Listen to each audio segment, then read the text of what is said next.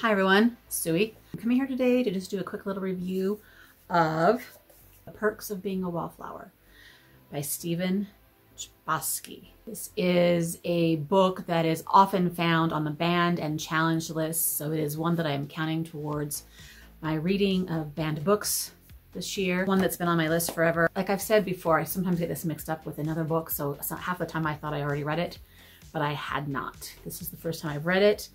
I've not seen the movie or anything, so it was all brand new to me. This one is a story about Charlie and what he observes in the first year of high school. It's told in letter form. He's writing to someone we don't know, just dear friend.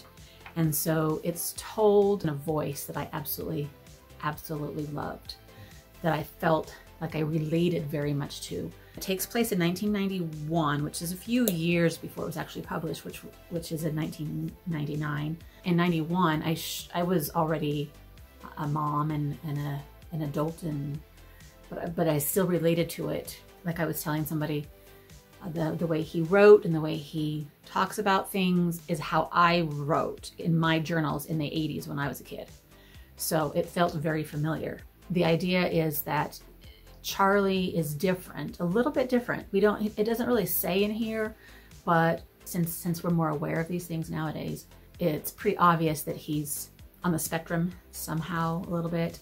Genius boy, brilliant, very smart and very observant, but he has a little more difficulty connecting with people, I guess.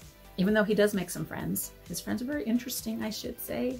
The perks of being a wallflower is that people don't think you're observing stuff.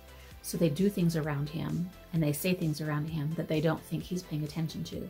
They forget he's in the room, and so he sees a lot of stuff, and that is what this book is about.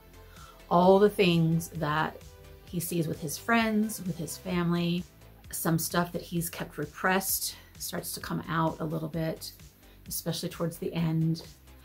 Some heartbreaking things. He ends up participating in all the high school, shall we say, all the quintessential high school experiences in this first year of his high school life.